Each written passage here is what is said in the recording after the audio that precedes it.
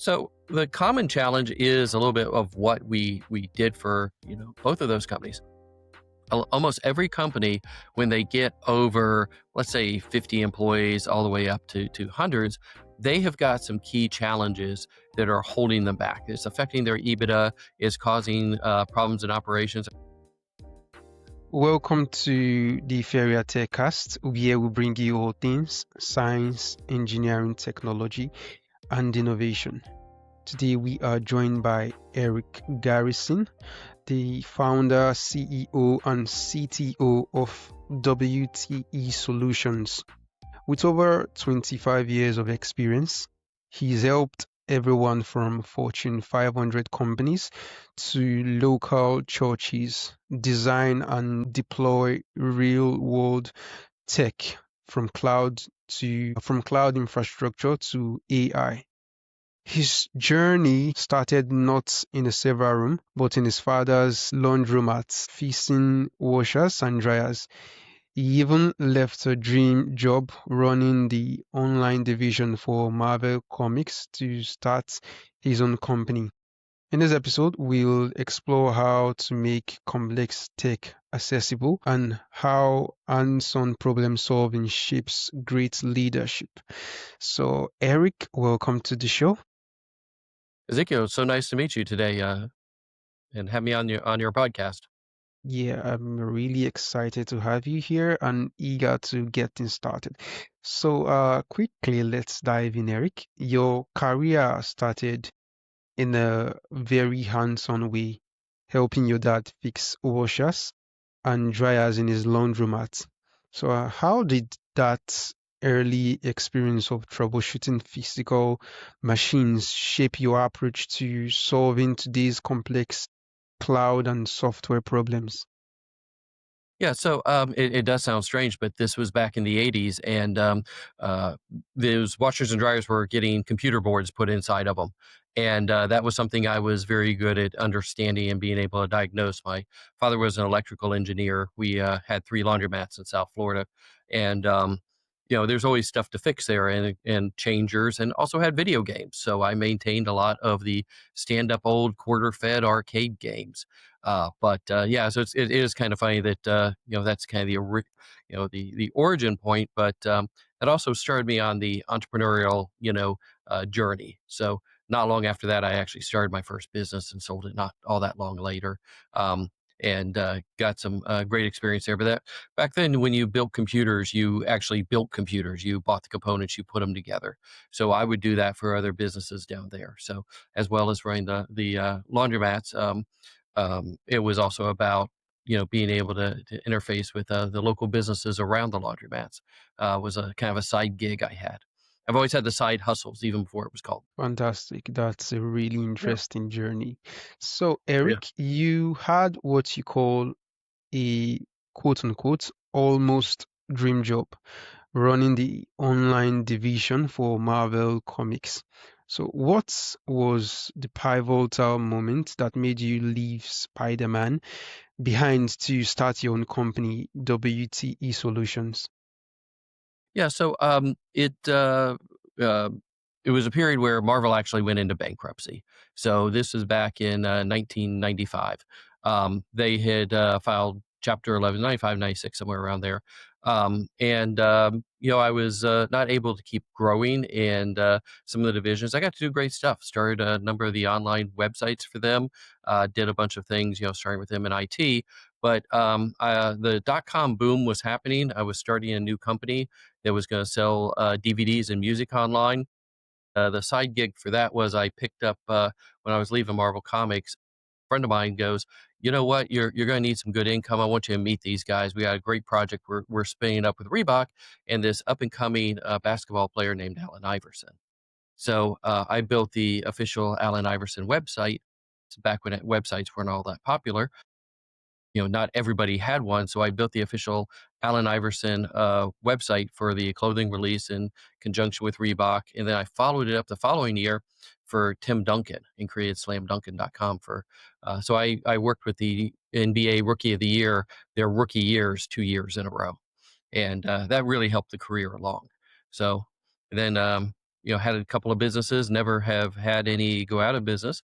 I've sold them off. WTE Solutions today is a tech company that roots go back to 1999. I've owned it since 2003. It started up in New York as World Trade Enterprises, located up in Manhattan. Relocated it to North Carolina right before 9/11 is what happened there. So all the operations from New York were moved to North Carolina right before that. But we've always had some deep ties to the Northeast. We're down here in North Carolina. It's been a second area that we service up there very heavily. Fantastic. So, Eric, can you quickly give us an overview of WTE Solutions? So, like, what was your motivation behind starting the company? Was there a gap you saw that you wanted to fill with the company? And who is the company really for? Who are you offering services to? And who should, work with you? Yep. So it originally started as World Trade Enterprises, and I acquired it in 2003, and it focused on e-commerce development. So it was kind of the custom development side, and worked with a lot of newspapers and radio stations. Newsday newspaper, Chicago, newspapers, all the way out to California. We had them, but of course, being in the space of newspapers was not something that excited me. I knew that it was not going to be a business that was going to last ever. It was one that was definitely in a state of decline. So we kind of pivoted and did a lot around with the e-commerce and took that into electronic billing and money movement for companies, and got us into a security space where we're working on financial technologies as well as money movement technologies, and then branched into healthcare. So I had a big project with a major Massachusetts hospital network where we did all of the electronic billing for them, and that was a huge project because it was, you know, you, I don't want to give out what the name of it was, but it was one of the biggest ones that most people have heard of in the country. But from there, it went into other areas, and today we service a number of healthcare companies. Actually, this afternoon I'm down to Charlotte to meet up with another healthcare company to help bring them technology that will change how they operate their business, give them a better pulse on what they do, and automate their processes for the good. Because this is a mental health one. So I've definitely made some good inroads in the mental health space over the last couple of years. Fantastic. You wear the hats of both the CEO and the CTO. What does a typical day look like when you're constantly switching between high-level business strategy and deep technical architecture reviews? Yeah, so I like the CTO hat much better than the CEO hat. Hmm, I never envisioned that I was gonna be a CEO of the company. I definitely deal better with machines than I do sometimes with, the people, but I am also the face. interesting. So it is funny. I've had to learn how to put the hat on to be on, podcast webinars and, speaking engagements. Um, those are the type of things that, you do today as a CEO, especially around technology. The CTO hat is definitely something I enjoy. I've got a great base of people that are, manage the ops, the project management, and the day to day, which allow me to be able to flip those hats. So it's my team that makes it, able for me to be able to do that, and also to own multiple companies. So WTE owns part, or we've angel invested in a couple of brands, and also own a couple of other brands that we operate for partner companies and ourselves. So that's also an interesting transition that we've had as a company over time. But at the end of the day, yeah, right before this podcast, I was tinkering with code. I was sitting here trying to eke out this really hard query and try to get it to pull data from 5 different sources into a very logical format for me to show somebody in a couple hours. So yeah, can't take my fingers off the programming keyboard. Great, great, great. So, your firm works with everyone from churches to Fortune 500s. What's a common technological challenge that surprisingly unites such vastly different organizations? Yeah, yeah. So we've been lucky to work on small businesses that have grown, small businesses stay small business, all the way up to Carfax Science 37. Science 37 a couple years ago went public for a 1.4 bill, and it was our tech and our hosting for them going public on NASDAQ, as well as deploying technology for Carfax a couple of years ago. They got deployed to 44,000 dealers during the MVP, the largest MVP that we have ever done, and even warranted the CEO of Carfax writing a letter of congratulations to us for pulling off a project. So he expected us to get about 4,000 dealers, not 44,000 dealers. Um, so the common challenge is a little bit of what we did for, both of those companies. Almost every company, when they get over, let's say, 50 employees all the way up to hundreds, they have got some key challenges that are holding them back. It's affecting their EBITDA, it's causing problems in operations. I can show you on my phone texting with CEOs and CFOs. Um, one company I was working with was able to get their closing process down from about 10 days on a month down to 5, which is monumental. Mm, Then, we just met with a company who is taking 20 days to close their month. And we call that being in a groundhog effect, because you're doing that same thing, and at the point you get your financials done for the previous month, it's almost time to start again. So it gives their finance team no time to plan, innovate, and get better at things. So we look for those. We call it, I'll keep it PG here, but we call it the BFP. So the big unfriendly problem that most companies mm. have. That come into play. And normally, for the type of companies we're talking to, many of those big problems cost them $1 million or more a year in top line revenue, and can equate to $300,000 of EBITDA and something like that. So those are the type of things we like to fix. So All yeah, right. and That's really outstanding. So, Eric, you've been in the game for quite a while. I think I heard you say you started the company in 2003 or so. Did I get that yeah, right? that's right. Okay, so Yeah. that's quite a Acquired in long time ago. 2003. I was actually CTO of the company that owned it. So I was CTO Oh, of a company called MediaSpan, and that was a company that I was one of the founders of, and I spun this as well as ecom technology out, and then did some acquisitions. So hmm, yep. fantastic. So, having worked for decades in the same field, I'd like to ask, how has your, job evolved over time? With the advancement in technologies, how has it evolved, to what it is today compared to what it was 20 years ago? Yeah, well, the thing that I find amazing is that we have some of our own data centers that we co-locate equipment in the data centers here in North Carolina, and the footprint of those installs have not really grown over the years. The amount of data has.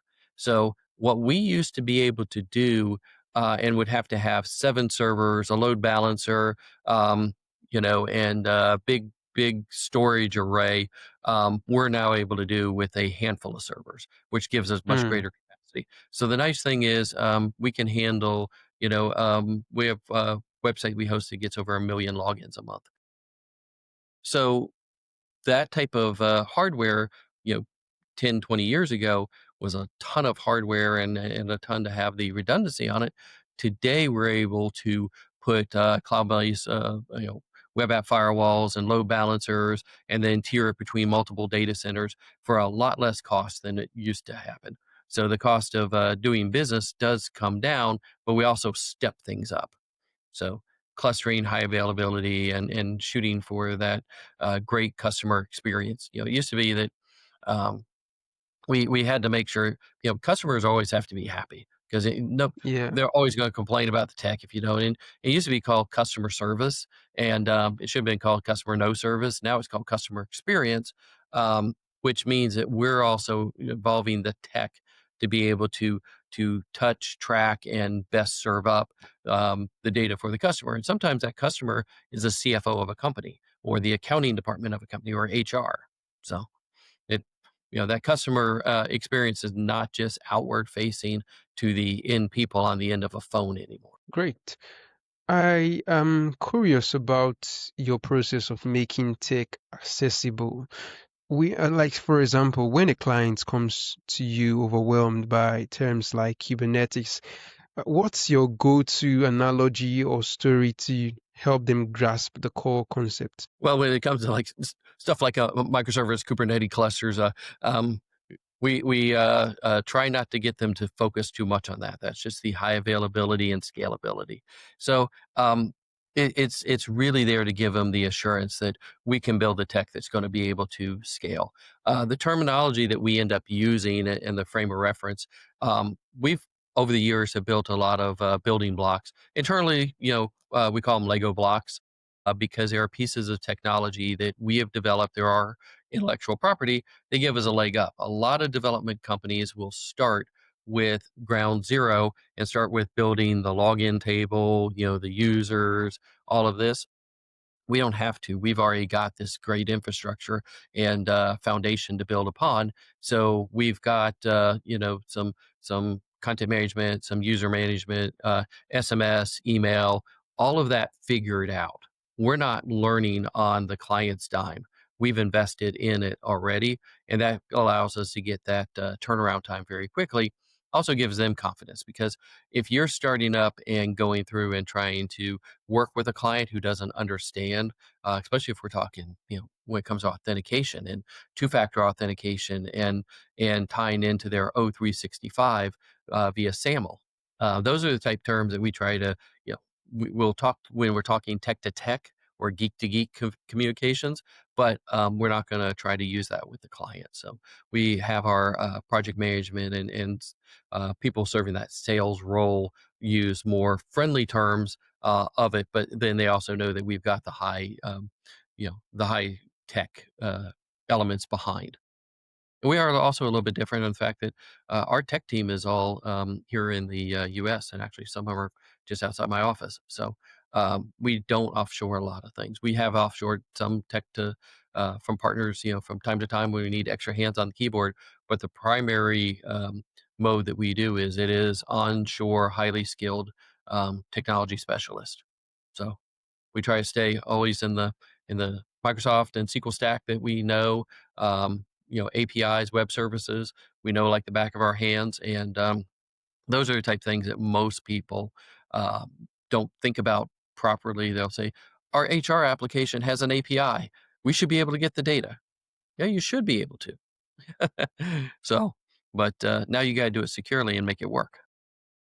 So that's All right. that's kind of how we approach that. That's a really interesting one there. So let's talk about AI, Eric.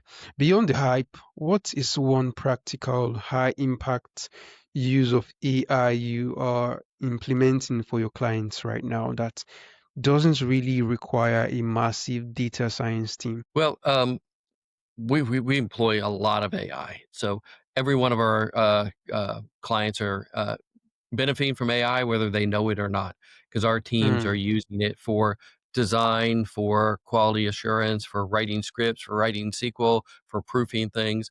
AI has got a very big impact in us. One thing I would say is data cleanup is a great one. A lot of companies have got some dirty data, and you got to do it right. I'm also a big fan of using things like AI to do data cleansing, but on a local model.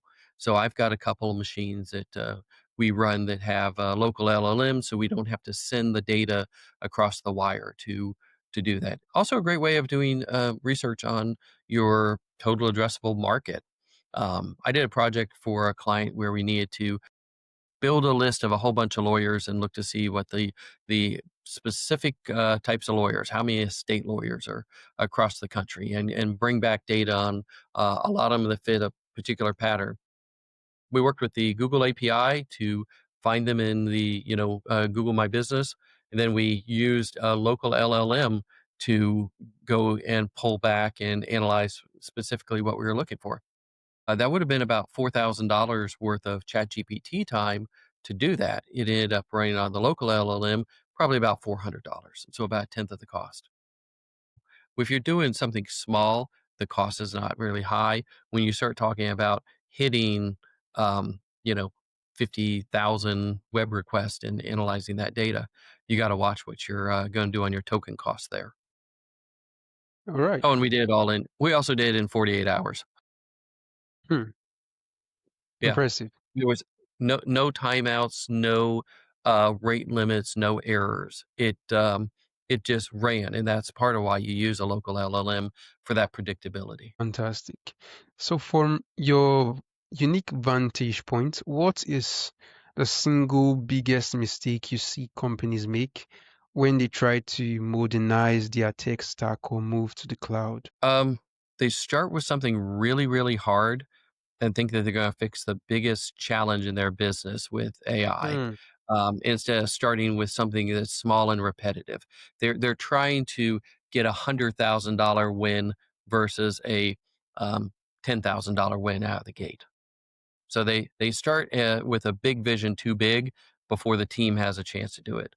Number 2 is they think AI is just an easy button. Um, they think that because you can go to ChatGPT, type into the window, that that is all that AI is. That is not all AI is. That's just a web interface on top of the AI. There's a lot more behind it. There's a lot more capabilities. So they're not thinking about it quite the right way.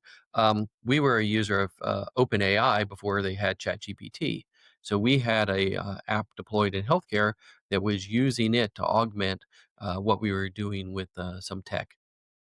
Probably 2 years before they called it ChatGPT, which was kind of fun when it came on the market. But that'd be the big thing is I think they're shooting for the moon instead of just trying to get the wheels off the ground and iterate from there. Okay, so earlier in this conversation, we talked about how your role in the tech space has evolved over the past 2 decades or so.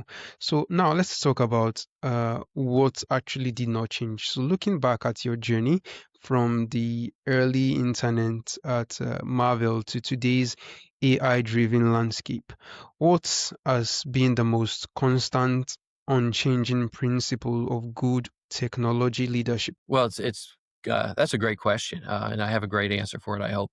Um, Way back working there, Marvel. It was also Fleer Skybox Trading Cards. We owned so many companies at Marvel. Um, Double Bubble Bubble Gum, the people that made the model rockets. But at the heart, what I learned back there was having good data on Mm, who it was. Back there, we wanted to know everything we could about the hobby shops and when I built the web teams. We were trying to find out who and where people were to learn about the customer. So data is very valuable. Having clean data that is reliable data is one of those things that gets overlooked. And I have clients sometimes go, "Oh, we're just gonna purge all this data." I'm like, "Oh, do we really wanna purge, or have we extracted every bit of value and know that that's garbage data?" Because I had a client one time who, big company, who flushed $25 million worth of data on purpose. mm, And you're like, "Why? Why?" Um, Management didn't see the value in it.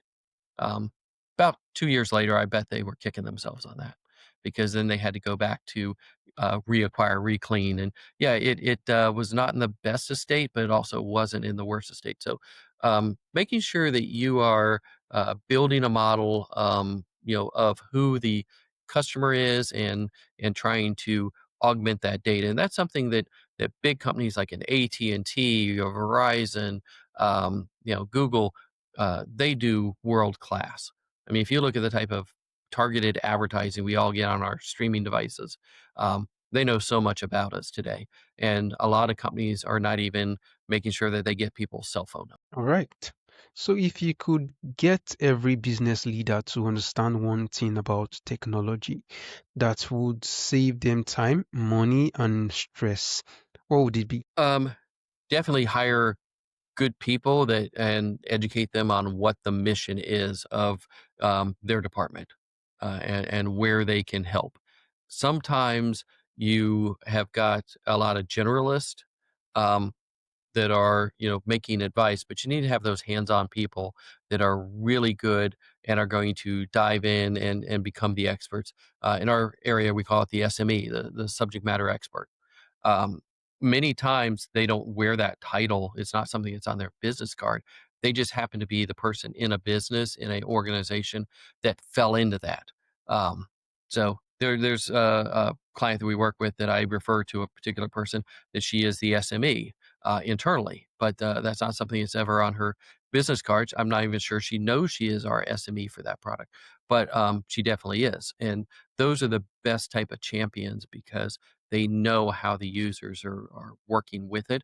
And sometimes they also know how the users are not supposed to be using it, but are hacking it to to make the system do something that they need it to do. Okay, so Eric, what are you most excited about in the next wave of technology, and how are you preparing your team and clients for it? Yes, I would say Agentic is one of those things that is coming down. Is having the AI models that can not just react to what we're asking them to do. If you use a lot of the models today, especially around coding or content generation, you have to go back and back to it, multiple times. The AGI levels is hopefully going to allow it to say, check your own homework, and that is something that is definitely needed because on one of my webinars, I was talking about how Deloitte put out a report that had false citations in it. And that was a $440,000 report that had false citations in it because it didn't have that reality check and double checking of the system. So that is one thing that is very exciting. As for our future horizon, I think we're going to see the blending of quantum computing, which I think is still 10 years out from having much impact from it, as well as AI. So I think what you're going to have is there's a lot of potential for quantum computing to create the next wave of many pieces of technology, but you're going to need something like AGI to get the most benefit out of it because you don't have enough humans that are going to be able to maintain, manage, and work at the speed that the quantum computers are going to need to have that feedback loop. Great. So, in your work, which is all about demystifying complex technology and making it work in the real world, so I like to ask a common question that I like to ask, that I ask majority of the guests. Matter of fact, all of the guests I interview on this podcast. So, what does the word innovation truly mean to you? Coming up with something that hasn't been done before, going into something that's a truly blue ocean. Um, so Mm, it's and that's something that so I created a company, actually one that was in a total blue ocean and one that type of model and one that is mostly blue ocean. It's hard for it's definitely hard for AI to come up with it, and the reason is it can't think about what has not been created. It can come up and based off of what has been created, but you still need that innovative, um, technology. So, yeah, I heard about Samsung coming out with a phone that a foldable phone that will have three folds. That's not mm, innovative because somebody figured out how to do those seamless two fold. I mean single fold. But here, that's not innovative. That is just refining technology. The innovative part was creating a new modern flip phone that is able to bend the LCD screen. Or, Steve Jobs coming up with the iPhone and saying, we're not going to have buttons on it. In a world where back then everybody was glued to their Blackberries and you had people that were yeah. Blackberry fanatics and, I did have a BlackBerry for a while. I hated it. That keyboard is just terrible.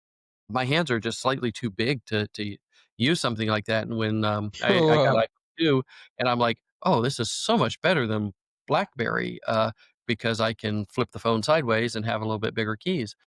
Mm.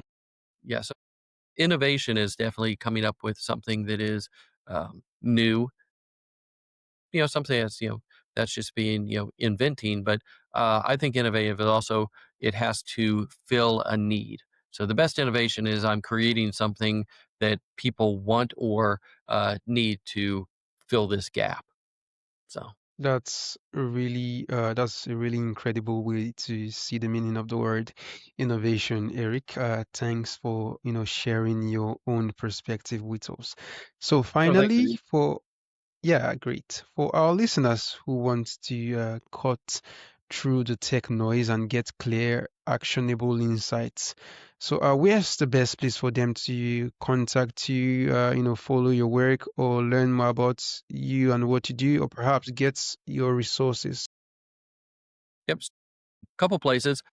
Definitely look me up on, connect with me on LinkedIn. It's Eric Garrison, CEO. So it's just EricGarrison, CEO, is the handle there on LinkedIn. I get a number of messages on there. We do also have a YouTube channel where I put out a good amount of content.